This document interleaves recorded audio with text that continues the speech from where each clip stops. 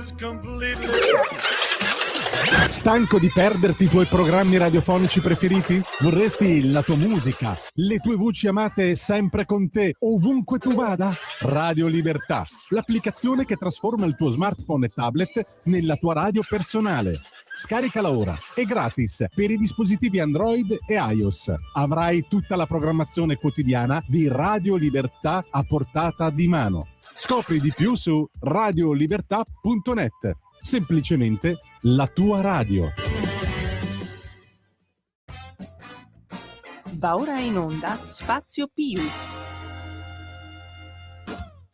Buon pomeriggio e buon ascolto a tutte le ascoltatrici e tutti gli ascoltatori di Radio Libertà, in particolar modo dello Spazio Più in collaborazione col SINAPPE del venerdì pomeriggio. Il SINAPPE, come ormai tutti sapete, è il Sindacato Nazionale Autonomo della Polizia Penitenziaria. Questa è la trasmissione che questa radio dedica a tutte le donne e a tutti gli uomini in divisa della Polizia Penitenziaria da più di 8 anni. Assieme a me ho il co-conduttore, il mitico Antonio Fellone, con un sacco di cariche. Buongiorno e benvenuto fra noi, Antonio. Ciao Mimmo, buongiorno a te, buongiorno a Natale dalla regia, sempre preziosa, grazie sempre a Radio Libertà per lo spazio che dedica, come dicevi tu prima, al mondo carcere, ma soprattutto alla polizia penitenziaria. Niente, qui a Brescia fa un caldo torrido, non oso immaginare a Milano. Ragazzo, non ti dico, io per venire qua ho raggiunto i 39 gradi e mezzo, anzi addirittura. Infatti mi stavo domandando, ma chi cacchio me lo fa fare a me andare fino a Radio Libertà con sto caldo boia, no? E però quello è il senso del dovere e la passione per quello che è il sistema informativo e appunto e soprattutto la possibilità di diffondere quelle che sono tutte le varie problematiche, tutte le varie difficoltà che voi nel mondo della polizia penitenziaria siete costretti a subire ogni giorno. Posso immaginarmi che cavolo di caldo bestia che farà nelle galere, che uno dice uno va al fresco, un par di palle, cioè si muore di caldo anche nelle galere, o sbaglio? Però, assolutamente sì, fa caldo da tutte le parti, Mimmo. Io ho provato la tua stessa emozione venerdì scorso quando sono venuto in via Bellerio, ma la sto provando anche adesso perché sono qua nell'ufficio senza aria condizionata, con un piccolo ventilatore, però come dicevi tu prima, quello che ce lo fa fare è la passione che noi abbiamo per quello che facciamo, no? È il senso del dovere, Antonio, anche il senso del dovere. Assolutamente sì, passione e senso del dovere per quello che facciamo nel quotidiano, perché ci mettiamo tutti noi stessi e quindi non ci fermiamo davanti a nulla, ci devono solo ammazzare, Mimmo. Sì, non è che sia poi molto difficile, perché volendo, fa conto che quelle 1500 persone che sono transitate dal Marocco alla Spagna, a breve tanti ne arriveranno qua in Italia. Mimmo, leggevo prima, 50.000 in 24 ore. Sono veramente un numero esorbitante. Io ero rimasto a 1500 ieri durante il telegiornale. Un articolo, poi stesso articolo dice una fesseria, ne so di due io, però i dati sono veramente assurdi. E poi facevo una riflessione, Mimmo, guardavo, no? Ma tu lo sai che io non ho visto, Ceuta, continuano gli arrivi di migranti dal Marocco. Entrate 60.000 persone, lo dice la Repubblica, non un quotidiano qualsiasi, parliamo della Repubblica, quindi cito la fonte. Senti, però Antonio ti devo fermare perché mi corre l'obbligo anche di presentare il nostro ospite, perché con noi già da qualche minuto e c'è il Luigi Zaccaria della Lega Lazio, oltre che tuo collega. Luigi, buongiorno e benvenuto fra noi. Buongiorno a tutti voi, ringrazio sempre tutti voi per l'accoglienza e l'ospitalità in questa radio fantastica. Così ci fai diventare rossi. Luigi, ci fai diventare rossi. Noi tutto possiamo diventare tranne che rossi. Fai il bravo, non ci far diventare rossi. È vero, Antonio, ne convieni anche tu? Sì, perché siamo timidosi, molto timidosi. Ciao Luigi, buongiorno. Ti dicevo, Mimmo, leggevo qui 60.000 in 24 ore, fonte Repubblica, la RAI parla di 40.000 in 24 ore, però i numeri sono altissimi, a prescindere da 40, 60, 50. Sì. Io dico che è un qualcosa che deve far veramente riflettere. Come ti dicevo prima, Io ho guardato bene le immagini, non ho visto una donna o un bambino, ho visto solo tanti pazzi scalmanati che sono arrivati lì e già pronti a fare casino, hanno attaccato le forze di polizia stanotte. Mi è sembrato di rivivere, no, ciò che rivivo all'interno rivivevo prima, perché adesso è da qualche tempo che non lavoro in prima linea, però conosco le dinamiche, conosco la realtà, perché nel quotidiano io frequento gli istituti penitenziari e sento di tantissimi miei colleghi che mi raccontano. Sembra di rivivere ciò che rivivi nei reparti detentivi italiani oggi, dove la stragrande maggioranza sono detenuti stranieri, la stragrande maggioranza provenienti dal Maghreb.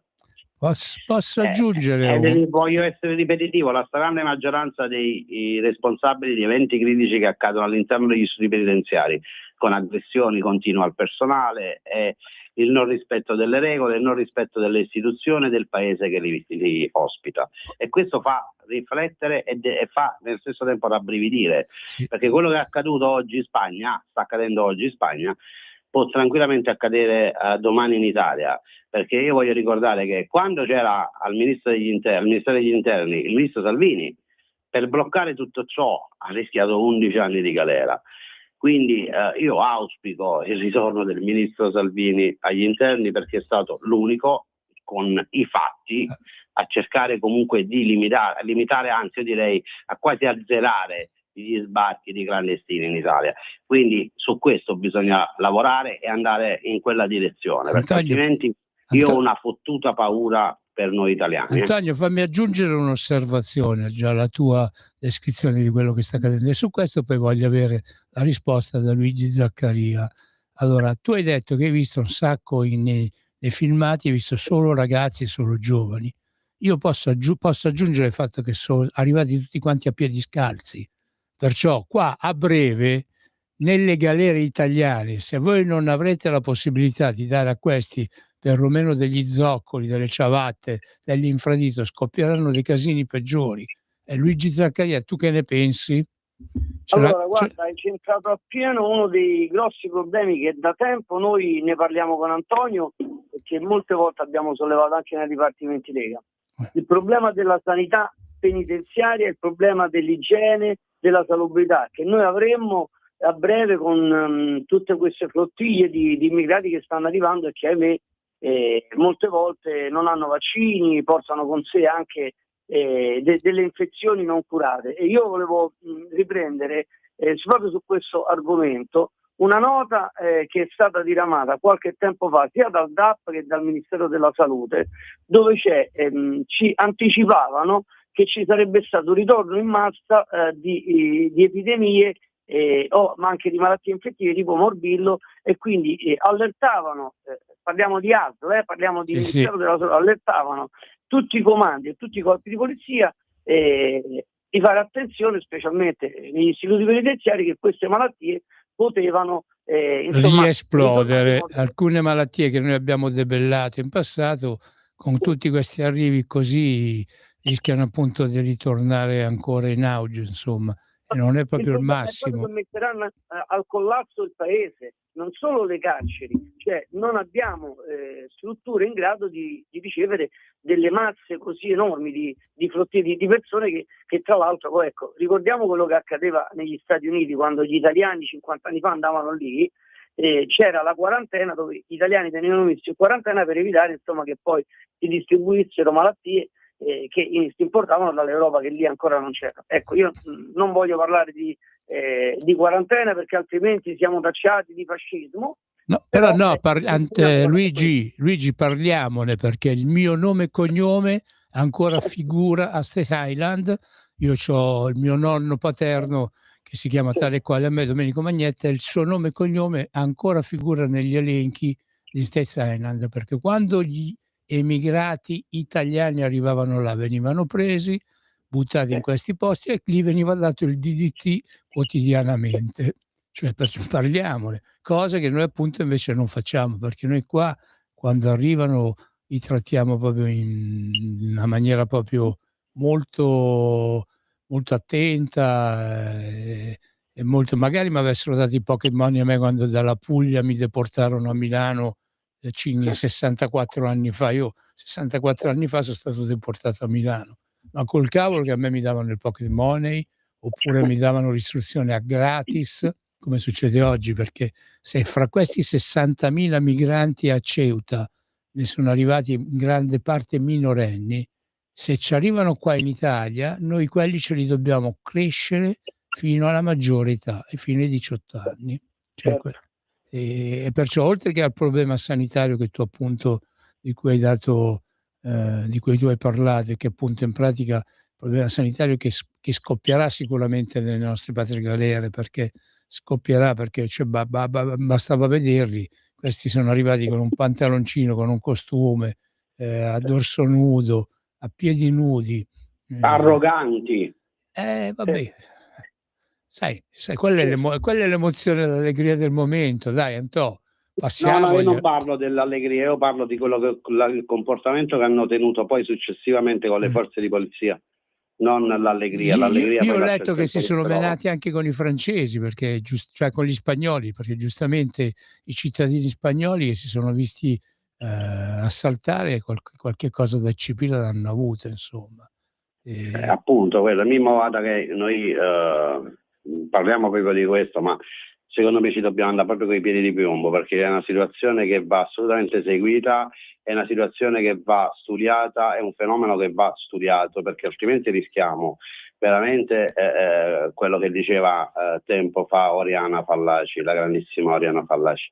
Noi stiamo vivendo assolutamente non è un'immigrazione perché la gente è disperata, noi qua ci stanno invadendo, stiamo subendo un'invasione e il rischio è concreto che non saremo più padroni a casa nostra, quindi questo non ce lo possiamo proprio permettere. Quindi è arrivato il momento di studiare questo fenomeno e trovare le soluzioni vere. Mi pare che il governo italiano la soluzione l'abbia già trovata. Posso dire solamente una cosa: tu hai citato la Repubblica, io ho sotto gli occhi appunto la pagina della Repubblica dove appunto parla la diretta entrati 60.000 migranti a Ceuta, e poi sotto c'è l'analisi, il dispetto al premier spagnolo e il regalo a Trump. Cosa c'è dietro lo straordinario afflusso? Perché appunto, guarda caso, vabbè, è stata una coincidenza, perché pochi giorni fa hanno tolto il muro praticamente fra Gibilterra e la Spagna, no? E per cui appunto in pratica questo ha favorito poi l'afflusso di tutta questa gente qua. Però questa cosa succede proprio a cavallo anche di questa situazione che c'è a livello mondiale, con Trump che fa il bello e il cattivo tempo, e comunque appunto il governo italiano già l'ha detto, speriamo che lo applicano, l'interruzione del trattato di Schengen, perché quella è l'unica soluzione, perché se no dalla Spagna ci arriveranno direttamente, anche perché i francesi sono capaci di prendere questi e di portarceli direttamente da noi, perché i francesi sicuramente, i nostri cugini d'oltre Alpe sicuramente non se li tengono. Mi dice Natalia che abbiamo una telefonata, perciò diamo la voce agli ascoltatori. Buongiorno, chi sei, da dove chiami? Buongiorno, sono Carmen e chiamo da Vicenza. Buongiorno Carmen, da quanto tempo non la sentiamo? Prego, ci dica. Volevo condividere un quesito con voi. La Camera dei Deputati ha dato il sì definitivo al disegno di legge che stabilisce che tossicodipendenti e alcoldipendenti, se aderiscono a un percorso di recupero, debbono scontare la pena agli arresti domiciliari. Io penso che la dottoressa o la parlamentare o quant'altro possiamo dire, la dottoressa Cucchi forse sarà la più contenta per questa situazione. E non voglio dire altro perché è un commento molto ironico il mio. Vorrei sapere, ma le famiglie sono pronte per poi accogliere questi congiunti nelle loro case? O facciamo un po' come per quanto riguarda gli psichiatrici? Grazie. Oppure per quanto riguarda gli stessi femminicidi, no? Grazie Carmen. Vabbè, però rispondo a Carmen dicendo che la norma parla per reati commessi, ma non quei tipi di reati così gravi. reati connessi poi alla tossicodipendenza, ma non certamente il femminicidio, violenza o altro, parliamo di piccoli reati, ma il numero per adesso sarà esiguo. E poi è ovvio che quando mi permetto di rispondere io, perché prego. Qualcosina ho letto e ho visto, il numero non è quel numero che è stato dato all'inizio di 10.000, adesso si dovrebbe partire, il numero potrebbe assestarsi intorno a 1 migliaio, perché poi deve partire tutta la macchina, ma non è che è ovvio che tu prendi una persona e la spedisci a casa, è ovvio che ci deve essere il benestare del parente che lo accoglie, delle comunità create affinché queste persone andassero a scontare la propria pena in queste comunità. Quindi non è un reato buttato così, c'è un decreto fatto così a caso, è ben studiato e si devono coinvolgere comunque e convogliare tantissime situazioni affinché la persona esca di carcere. Antonio Fellone, tu praticamente stai dicendo che se qualcuno aspetta e spera da questa iniziativa di legge di vedere appunto diminuire il numero dei carcerati, si illude, perché appunto 1.000 persone tossicodipendenti o con problemi di alcol che riescono a uscire, allora, i praticamente è numeri una cosa proprio... possono diventare anche 10.000 nel giro di qualche anno, non certamente immediatamente. Non è un'amnistia in pratica, non è né un indulto né un'amnistia. Ma questo governo dal primo giorno che si è insediato ha sempre detto no all'amnistia, all'indulto, a svuotacarceri. Ha cercato sempre di lavorare comunque investendo tanto anche sul trattamento, investendo tanto anche sul lavoro e soprattutto investendo tempo per cercare di trovare delle soluzioni per alleviare un attimo il numero dei presenti all'interno dei istituti penitenziari, ma non certamente con indulto, amnistia o altro, ma con delle norme che magari possono aiutare leggermente. E questa è una delle norme che parlavamo, solo che è bella, sostanziosa e serve. I numeri, ripeto, c'è un comunicato anche del Ministero della Giustizia che effettivamente all'inizio si parlava di 10.000, ma non sono 10.000 adesso. È un percorso a lungo andare, è un investimento fatto che col tempo potrebbe arrivare addirittura a mettere fuori circa 10.000 detenuti. Però parliamo di tossicodipendenti, alcol dipendenti e per reati connessi alla tossicodipendenza e all'alcol dipendenza, non per rispondere all'amica Carmen, non certamente per violenze sessuali o altro, perché comunque ci sono assolutamente delle tipologie di reato che sono escluse. Ci sono alcuni reati che sono stati lì. Luigi Zaccaria, che ci racconti tu? Che succede? Allora, io vorrei riallacciarmi un pochino al discorso iniziale che aveva fatto Antonio, facendo passare un concetto vero, e cioè le politiche che da anni porta avanti Matteo Salvini sull'immigrazione, sul contrasto agli scafisti, sulla limitazione dei flussi. Matteo aveva ragione come la Lega da sempre si è battuta per questo, per portare insomma a casa questo risultato, ma oggi noi ci troviamo davanti a un fenomeno di proporzioni incredibili, una flottiglia di mare che invaderà l'Europa. E ricordiamo a tutti, io ci tengo a dirlo, vorrei che Antonio poi su questo riprendesse un pochino, ricordatevi quello che disse Landini qualche anno fa, che loro non hanno la possibilità di avere nuovo elettorato e quindi gli immigrati possono rappresentare circa 2 milioni di voti da portare in cascina. Allora, se questa è la visione della sinistra per quello che concerne il futuro del nostro paese, ahimè, veramente rabbrividisco e spero e chiedo a tutti gli amici che ci stanno seguendo, poliziotti e non, di votare l'anno prossimo in massa il centrodestra, perché non oso immaginare quello che arriverà se al governo dovesse andare la sinistra con queste politiche scellerate di apertura totale e soprattutto di colonizzazione del nostro paese, con la cancellazione di quelli che sono tutte le nostre identità e tutti quelli che sono i nostri ideali. Cioè, quindi se si va, come dice da sempre Matteo, in un paese si rispettano le regole, si rispettano i dettami di quel paese e si viene con la voglia di lavorare, si è ben accorti. Se si viene qui per delinquere, colonizzare e soprattutto cambiare la nostra identità, allora, signori miei, se permettete, viva la Lega tutta la vita, viva Matteo Salvini e soprattutto cerchiamo anche di preservare la nostra identità, perché quello è anche un patrimonio lasciato dai nostri nonni e da 2 guerre mondiali che abbiamo sostenuto per garantire la difesa dei confini del nostro paese. Speriamo che appunto non si aprano altre falle da altre parti, perché a me fa conto se Antò, tu che ne pensi? Se fanno un ponte, per esempio, dalla Tunisia qua, e ci arrivano anche direttamente, oppure cominciano a venire a nuoto anche loro, su casini, Noi dobbiamo ringraziare che ci abbiamo un bel po' di mare fra noi e loro. Certo che questo problema che è scoppiato appunto fra Marocco e Spagna è un problema che ricadrà sicuramente su di noi e soprattutto sul personale che appunto a cui noi dedichiamo le nostre attenzioni radiofoniche. E dovremmo fare dei corsi di aggiornamento, mi sa, per meglio saper trattare queste persone, o no? Antonio? Ci siamo persi, Antonio? No, ci sono, Mimmo, mi senti? No, non ti sentivo.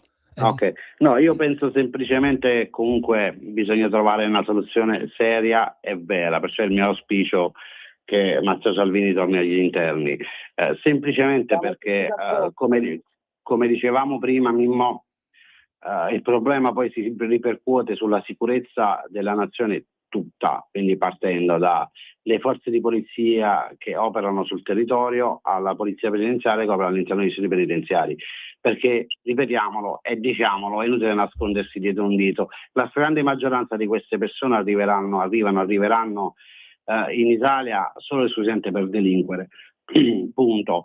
Non vedo altre alternative, perché io poi ripeto, guardando le immagini di ieri ho visto certe facce e sembrava ho chiuso gli occhi, dico ma dove sono? In un reparto detentivo, in una sezione? Perché comunque noi parliamo di nazioni come il Marocco, la Tunisia, lo stesso Egitto, comunque nazioni che vanno avanti anche col turismo, tanti italiani vanno in vacanza in Marocco, ma non solo italiani, persone di tutto il mondo, in Egitto, quindi vuol dire che è un paese che va e funziona, e da quel paese chi va via non va via la persona per bene che ha voglia di lavorare e tira avanti, vanno via quelli che non hanno voglia di fare nulla e che magari sono, tra virgolette, diciamo la discarica di quel paese, e arrivano nei paesi nostri e poi vogliono venire qua, vogliono venire a comandare, a dettare legge. Ripeto, come dicevo prima, non rispettano la nazione che le ospita, non rispettano le istituzioni, e poi ci ritroviamo noi a gestire tutto questo casino facendo una fatica enorme. Però ripeto, io lo urlo, facciamo attenzione, evitiamo un'invasione, perché dopo veramente rischiamo realmente di non essere più padroni a casa nostra. L'unico modo è l'interruzione del trattato di Schengen, poi per il resto sono tutte... Mimmo, l'unico modo è rafforzare i confini. E come fai che metti gli alpini? Non farli entrare, come ha fatto Matteo Salvini, non farli entrare, inviarli, perché poi la stragrande maggioranza delle navi provenienti da queste zone che portano questi immigrati in Italia, navi, barche e barconi, non sono italiani, ok? Non sono italiani, quindi Matteo Salvini li ha bloccati tutti, li rispediva al mittente. Così bisogna fare, rafforzare i confini, mettere le forze di polizia ai confini, tu in Italia non entri, punto. In Italia delinqui e ti prendo e ti mando via, cioè così bisogna farlo veramente con determinazione, ripeto, come faceva il ministro Salvini quando stava agli interni, perché voglio ricordare che gli sbarchi sono quasi azzerati quando c'è stato lui, e questo a qualcuno non andava bene, infatti indagato, ha dovuto... Però qua il problema non saranno più gli sbarchi, perché qua ci arriveranno dal passo da Ventimiglia, dai passi alpini, ma infatti Mimmo, io dicevo quello, rafforzare i confini, intendo proprio quello, cioè rafforzare i confini per me è aumentare il personale di polizia che fa servizio su quei posti, riorganizzarsi e far sì che tu in Italia prima di entrarci ne deve passare acqua sotto i ponti.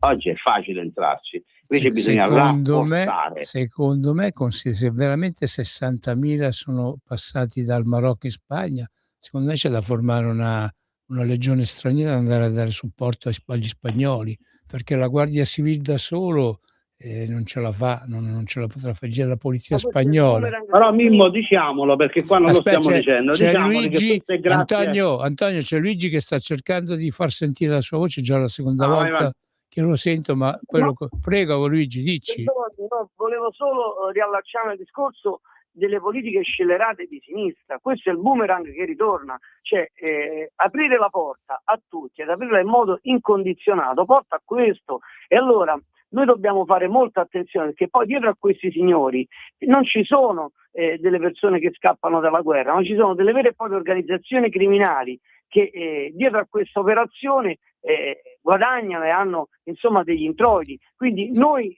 negli istituti penitenziari, ma anche sedendo ai tavoli con diversi appartenenti a tutti i corpi di polizia, più volte abbiamo sollecitato e più volte abbiamo parlato di questo fenomeno di fratelli musulmani che finanziano, e abbiamo visto quello che è accaduto in Francia, no? Con l'integrazione, finanziano queste organizzazioni criminali per radicalizzare questi signori, e a differenza della vecchia guerra che c'era prima, dove i kamikaze venivano e facevano degli atti criminali, oggi loro tendono ad arrivare nel nostro paese cercando di colonizzarci anche a livello religioso, e quindi più ne sono, se sono in numero superiore a noi, loro riusciranno ad imporci i loro dettami e le loro condizioni. Ed è proprio questo il problema, tra chi vuole questo e chi non lo vuole. Allora noi lo diciamo come centrodestra, come Lega, noi vogliamo che il nostro paese sia sicuro, che i nostri cittadini siano sicuri, che abbiano garantito il potere d'acquisto, che abbiano garantito la proprietà privata, che abbiano garantito i diritti per i loro figli. Chi viene non delinque è ben accolto, ma chi viene con intenti diversi deve ritornare a casa proprio. Quindi anche l'Europa in questo sta prendendo schiaffi a go-go, perché lo diciamo, i decreti che sono stati portati dal centrodestra in Europa per far sì che insomma tutta l'Europa fosse convinta che questi flussi andassero mitigati, e oggi danno ragione alla politica del governo Meloni, alla politica di Matteo Salvini e soprattutto alla Lega, che lo ribadisce da 15 anni e porta avanti insomma questi dettami. Quindi noi siamo sempre più attuali e oggi ancora di più. Quindi cerchiamo di alzare la guardia e non trascuriamo il discorso che negli istituti arriveranno soggetti radicalizzati che cercheranno in ogni modo di creare cellule che fino ad oggi sono dormienti. Vabbè, insomma, qua tutto il lavoro di intelligence che sicuramente appunto con quel corpo della polizia penitenziaria è in grado appunto di assolvere, perché con tutte le varie specialità che il corpo della polizia penitenziaria ha creato in tutti questi anni, saprà sicuramente porre un controllo attento. Però ecco, siamo arrivati alla prima metà della nostra trasmissione, ci fermiamo un attimo per la pubblicità. Ascolta i tuoi programmi preferiti, le notizie, la musica che ami e non solo. Con l'app di Radio Libertà puoi interagire con i conduttori, anche quando sei in movimento. Non aspettare, cerca Radio Libertà nello store del tuo smartphone o tablet e scarica l'app gratuitamente. Radio Libertà, tutta la radio con te. Scopri di più su radiolibertà.net. Semplicemente la tua radio.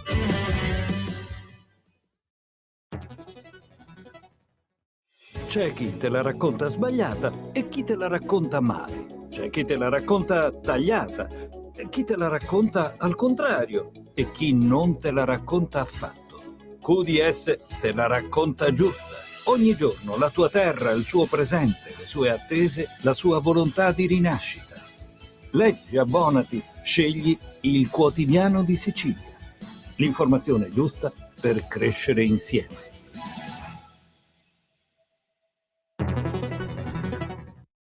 Un nuovo modo per sostenere la tua radio. Visita radiolibertà.net. Ti basta un click e potrai versare il tuo contributo volontario direttamente online. Potrai donare con ogni tipo di carta di credito, anche prepagata. Ti aspettiamo online su radiolibertà.net. Sostieni la tua radio con il tuo contributo volontario. Radio Libertà. La tua radio. Diamo voce alla nostra gente. In quanti ti promettono trasparenza, ma alla fine ti ritrovi sempre con la bocca chiusa e non puoi dire quello che pensi. Radio Libertà non ha filtri né censure. Ascolta la gente e parla come la gente. Sempre più liberi con La Tua Radio è il nuovo sito che mette in prima pagina opinioni, firme, notizie, uno sguardo nuovo e originale sui fatti che ci circondano. Il nuovo quotidiano online. Semplicemente radiolibertà.net. In quanti ti promettono trasparenza, ma alla fine ti ritrovi sempre con la bocca chiusa e non puoi dire quello che pensi? Radio Libertà non ha filtri né censure. Ascolta la gente e parla come la gente. Rieccoci, è sempre lo spazio più in collaborazione col SINAP del venerdì pomeriggio. Sono Mimmo Magnetta, ho con me Antonio Fellone, che è il multi-incaricato del settore polizia penitenziaria, e poi abbiamo anche ospite Luigi Zaccaria, che è l'incaricato della Lega per il Lazio. Siamo sempre tutti in famiglia oggi in pratica. E appunto è un continuo chiedere al ministro Salvini di cambiare ministero. Matteo, che ci sta a fare le infrastrutture? Torna agli interni, perché abbiamo bisogno di te, perché soprattutto con la situazione che si è venuta a creare a Ceuta, con tutti questi 60.000 marocchini che in un giorno stanno invadendo appunto la Spagna, qua saranno cavoli amari. Ne convenite anche voi, Antonio Fellone e Luigi Zaccaria, convenite con me su questo discorso, su questa preghiera al nostro... Senza ombra di dubbio. Serve un ministro politico, non serve un ministro poliziotto, perché Piantedosi è un bravo poliziotto, però qua appunto bisogna agire politicamente. Ma soprattutto, Mimmo, perdonami se ti interrompo, nulla, assolutamente, ha fatto un lavoro immenso il ministro Piantedosi.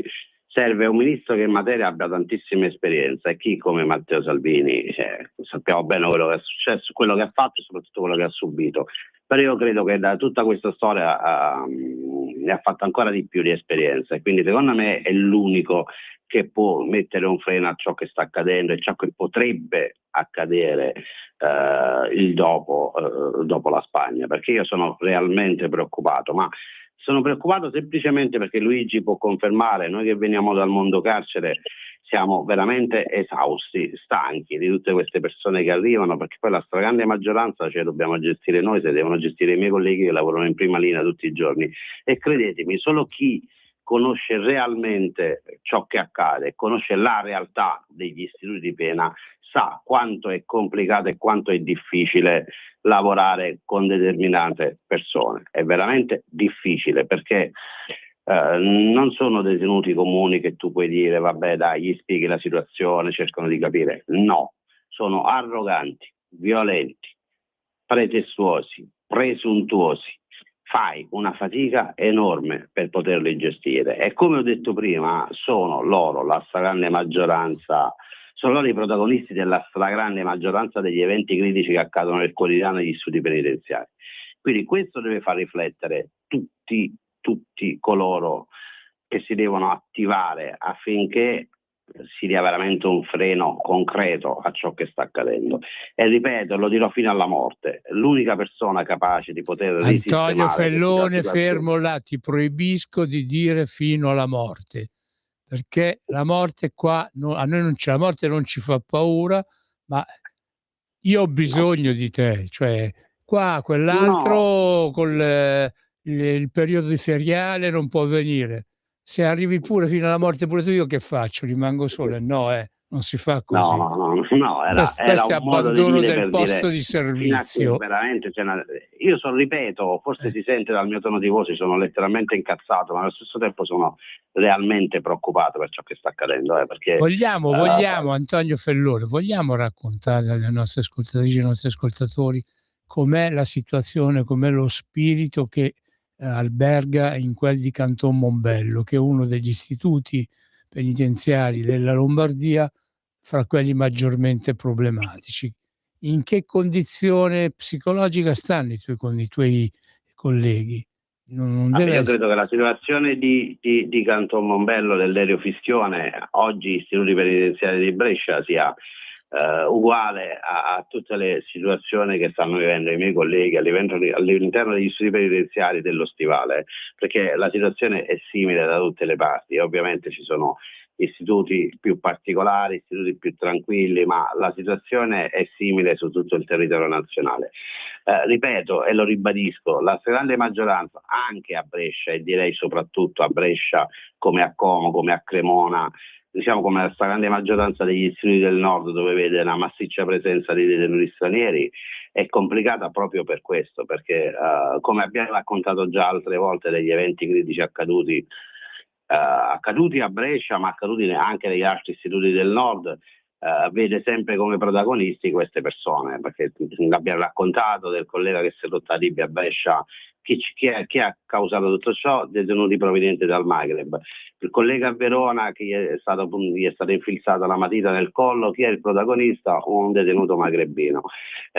Ciò che è accaduto a Viterbo di recente, lo ricordate tutti, dove si sono ammazzati da di loro, è morto un detenuto all'interno del cortile Passeggi. Chi erano i protagonisti? Detenuti magrebini. Ma potrei stare qui tutta la giornata a raccontarti di ciò potremmo anche aggiungere, Antonio, potremmo anche aggiungere i problemi creati dai detenuti psichiatrici, che mica sono pochi. Ma guarda, non sono mica pochi tanti di questi fanno uso di sostanze stupefacenti e di conseguenza hanno il cervello, passatemi il termine, brasato.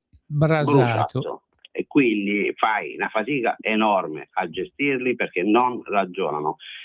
Tanti di questi andrebbero rinchiusi nei vecchi OPG, ma purtroppo ai noi, grazie alla solita sinistra, gli OPG in Italia non esistono più. Voglio ricordare cosa sono gli OPG, ospedali psichiatrici giudiziari, dove all'interno venivano recluse persone con problemi alla sfera psichiatrica e quindi con personale, una massiccia presenza di personale sanitario, e quindi li potevi curare. Oggi negli istituti penitenziari siamo messi malissimo proprio e soprattutto per questo, perché noi possiamo garantire la sicurezza, ma il poliziotto penitenziario certamente non è uno psicologo, non è un psichiatra, non è un infermiere, un medico o qualsiasi altra figura che possa garantire sanità. E il problema principale è questo, è da qui che bisognerebbe ripartire, solo che fai una fatica enorme perché devi coinvolgere la sanità, perché prima la sanità era penitenziaria, era tutto gestito dal Ministero della Giustizia, va bene, oggi non è così. Dobbiamo ringraziare la Rosi Bindi per questa furbata, sai? Io mi ricordo che fu la Rosi Bindi a cominciare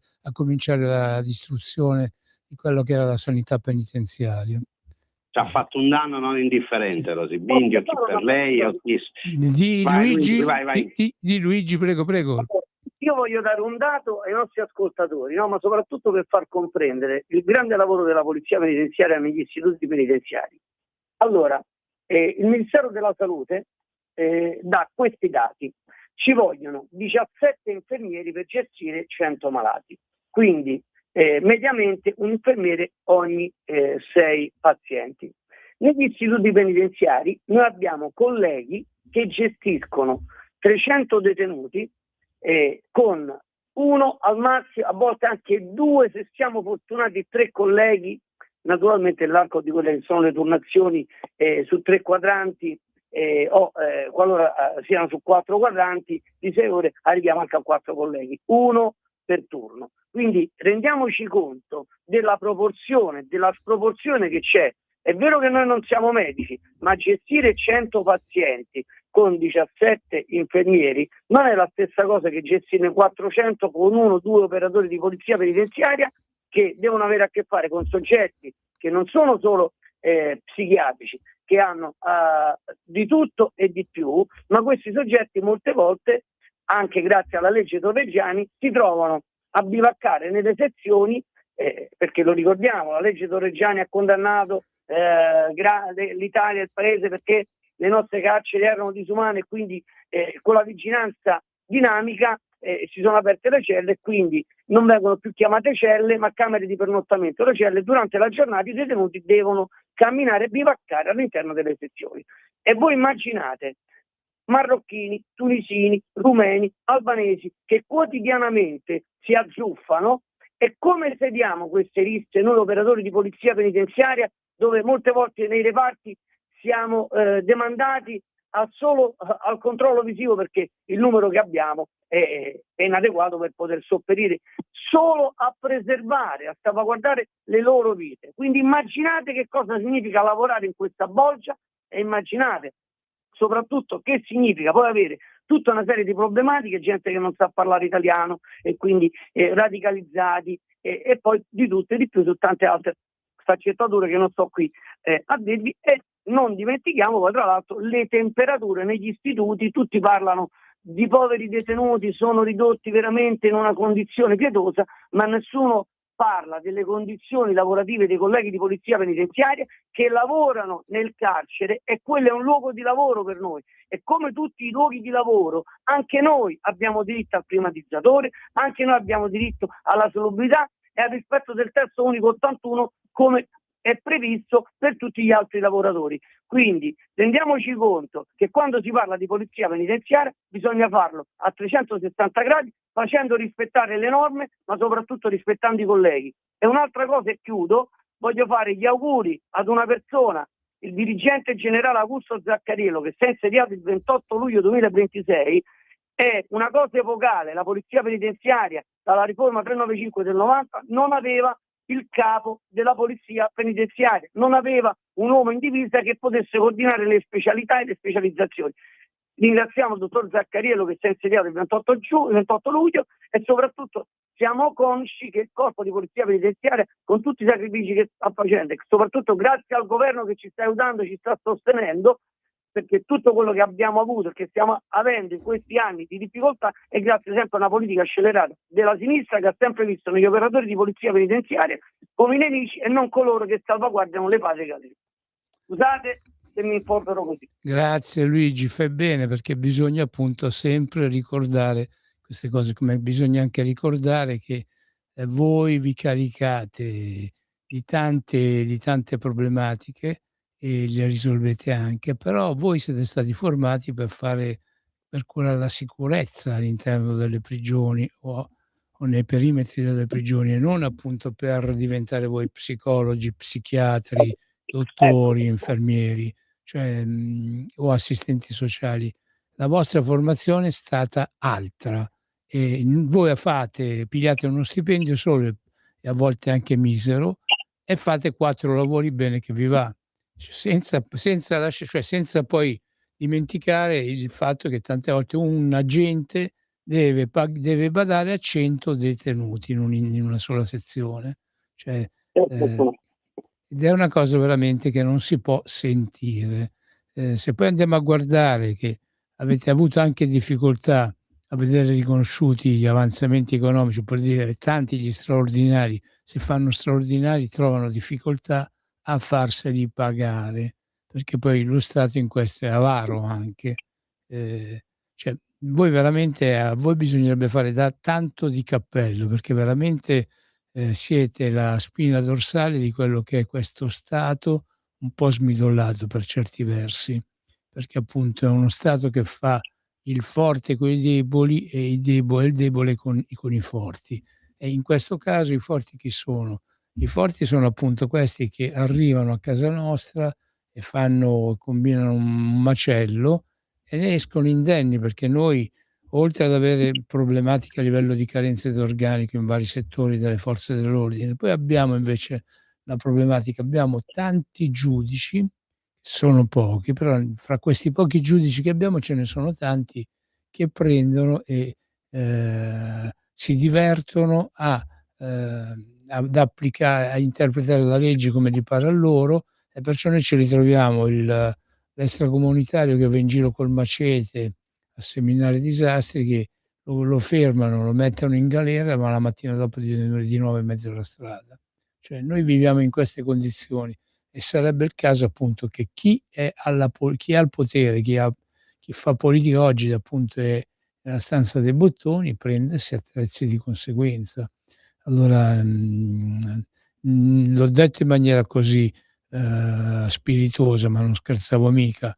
La preghiera appunto a Matteo Salvini a mollare il Ministero delle Infrastrutture e a riprendersi in mano il Ministero degli Interni, perché come diceva prima Luigi, noi abbiamo bisogno di un ministro politico e non tecnico, perché appunto il ministro Piantedosi è un poliziotto di raffinata intelligenza e di capacità, però appunto noi appunto soprattutto in questo frangente dove ci ritroviamo in una situazione mondiale in cui scoppiano le guerre da una parte all'altra, in cui appunto siamo a rischio di invasione dall'oggi al domani da decine di migliaia di persone, cioè se questi, come lo dice, c'era scritto su Repubblica, se sono arrivati in 60.000 in un giorno, ma qua praticamente noi ci ritroveremo non solo il Marocco, ma anche tutto il resto dell'Africa, perché il Marocco sarà una terra di transito.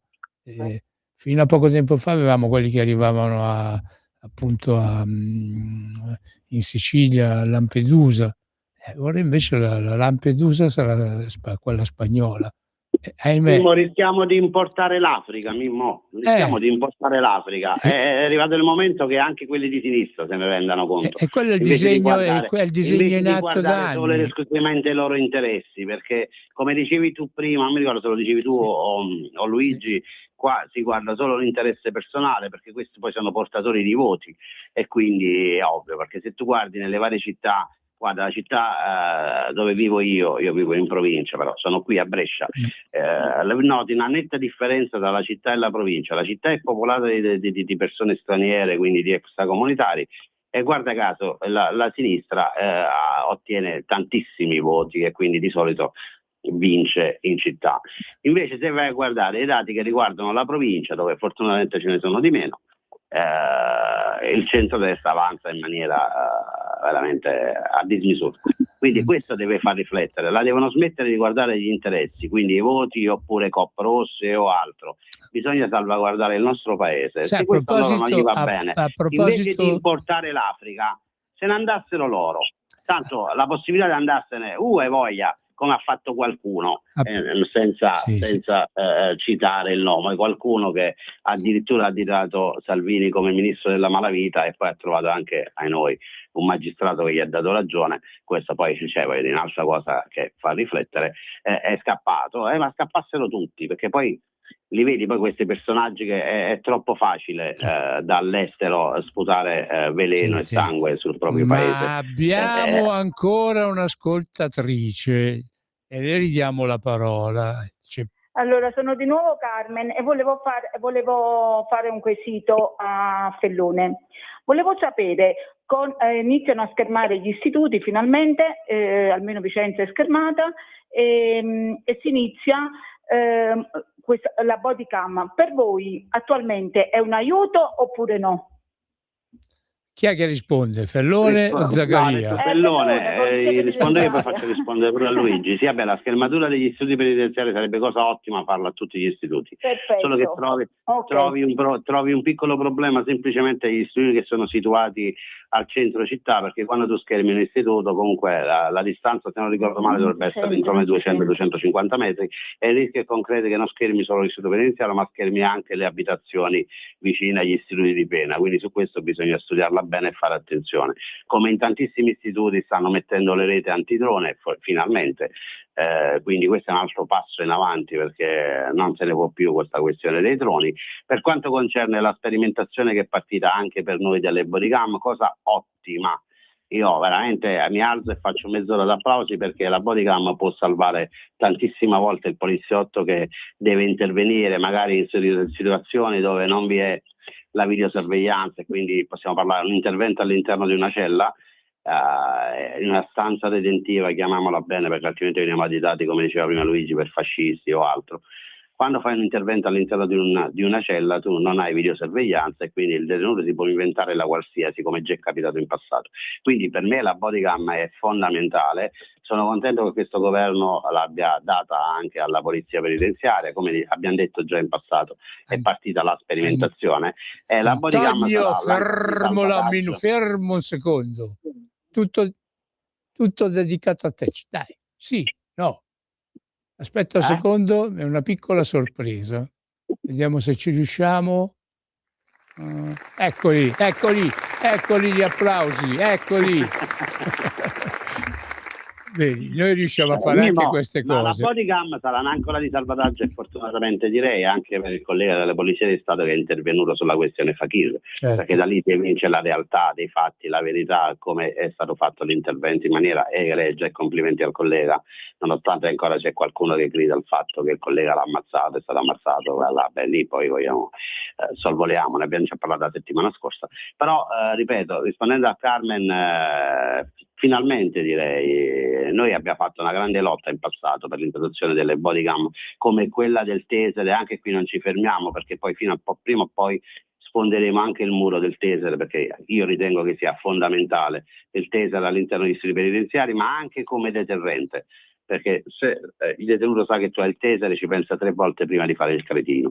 Perché voglio ricordare che la polizia penitenziaria all'interno degli istituti penitenziari è a mani vuote. Okay? A mani nude, a mani nude.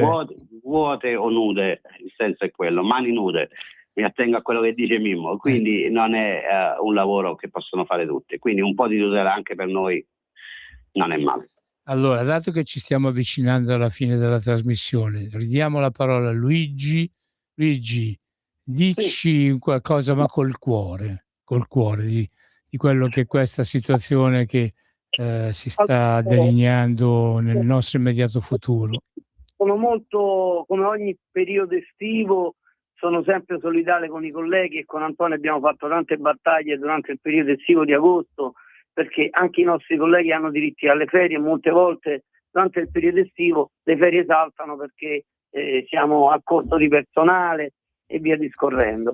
Allora un appello vero lo vorrei fare a tutti coloro che in questa fase parlamentari di tutte le parti politiche, nella fase estiva noi ci apprestiamo a gestire veramente gli istituti in modo difficile, quindi evitare di fomentare rabbia, evitare di fomentare odio, evitare di dire parole da parte di organi istituzionali anche importanti, e non vado a nominare la persona, ma vi dico sicuramente, metto tra virgolette le parole, quando si dicono alcune parole dove gli istituti penitenziari non sono in mano alla polizia penitenziaria ma alle organizzazioni criminali. Chi dice queste parole le dice un importante appartenente all'autorità giudiziaria, mi avete capito, non vado a nominare il soggetto. Questo si genera paura, non va a favore di chi nelle prigioni ci lavora, perché lavoriamo noi, quindi fare questo significa soltanto creare ancora di più malcontento. Io a queste persone, Luigi, perdona l'interruzione, io a queste persone consiglierei un periodo di almeno 15 giorni da trascorrere nelle prigioni per vedere com'è la realtà, perché appunto non si può parlare senza conoscere la questione su cui si fanno certe affermazioni. Un po' di galera farebbe bene a tutti quanti. Permettimi di raccontarti una cosa, sono passati ormai 30 anni da questo episodio, no? Io ero un giovane allievo e fui catapultato in una realtà detentiva molto, molto difficile, con 300 detenuti e naturalmente i vecchi colleghi davano indicazioni a noi all'epoca giovani allievi di come dovevamo comportarci.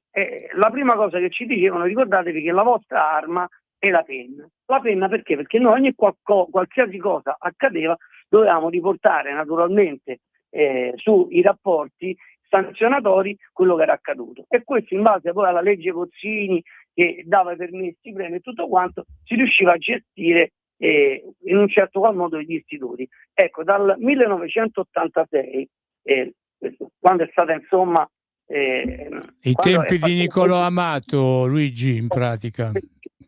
Da allora in poi c'è stato un cambiamento radicale degli istituti. Negli istituti non si riesce più a operare in quel modo, e soprattutto anche le bodycam molte volte per noi colleghi sono in uno scenario operativo, sono veramente il salvaguardia di qualcosa che altrimenti ci cade addosso, perché credetemi non è facile intervenire quando c'è una lite tra varie fazioni o vari detenuti e riportare la calma, perché in quel momento la rabbia sfoga direttamente sull'operatore di polizia, e quindi siamo noi ad essere vessati, siamo noi a prendere gli schiaffi, siamo noi a prendere le manganellate, senza poi dirvi l'olio bollente in faccia, i secchi con di tutto e di più, non mi fate essere scurrile, però questa è la realtà, signori. E allora quando sento parlare soggetti di sinistra di quello che è il mondo detentivo, allora mettetevi un attimo la mano sulla coscienza, non andate solo a Natale, a Ferragosto a dare gli auguri, a fare insomma vetrina,